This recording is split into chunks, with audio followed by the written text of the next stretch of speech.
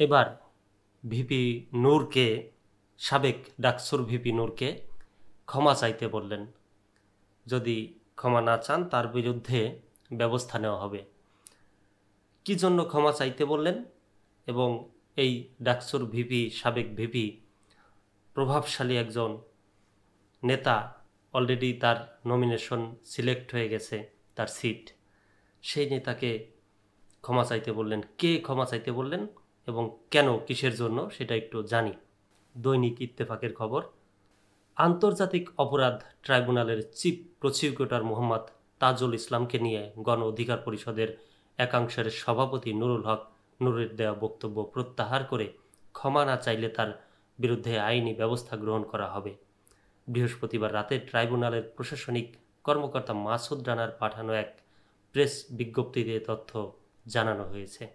বিজ্ঞপ্তিতে বলা হয়, বৃহস্পতিবার বিকেল 5টার সময় গণ অধিকার পরিষদ একাংশের সভাপতি নুরুল হক নূর এবং তার একদল সহযোগী ও বহিরাগত ব্যক্তিদের নিয়ে সুপ্রিম কোর্ট প্রাঙ্গণ থেকে উস্কানিমূলক ও মানহানিকর স্লোগান দিতে দিতে একটি মিছিল নিয়ে আন্তর্জাতিক অপরাধ ট্রাইব্যুনালের মূল প্রবেশ গেট দিয়ে জোরপূর্বক প্রবেশের চেষ্টা করেন।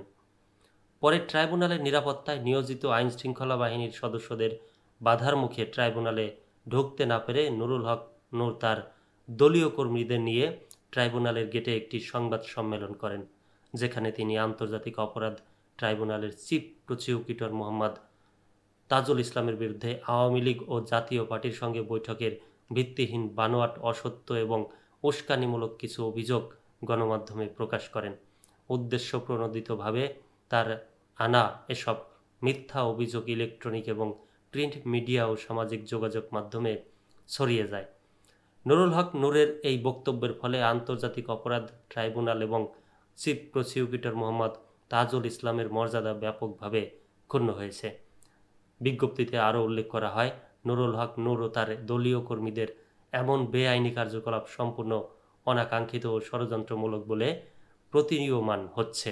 তার এই হঠকারী কার্যক্রমে জুলাই আগস্ট গণহত্যার ও মানবতা বিরোধী অপরাধের বিচার প্রক্রিয়া প্রভাবিত ও বাধাগ্রস্ত করার শামিল। আন্তর্জাতিক অপরাধ ট্রাইব্যুনালের চিফ প্রসিকিউটর কার্যালয়ের পক্ষ থেকে নুরুল হক নূর ও তার দলীয় কর্মীদের এই বেআইনি ও ষড়যন্ত্রমূলক কাজের তীব্র নিন্দা ও প্রতিবাদ জানানো হচ্ছে। নুরুল হক নূর ও তার এই ভিত্তিহীন, অসত্য ও দুর্ভিসন্ধিমূলক বক্তব্য প্রত্যাহার করে ক্ষমা না চাইলে তার বিরুদ্ধে যথাযথ আইনি ব্যবস্থা গ্রহণ করা হবে বলে বিজ্ঞপ্তিতে বলা হয়।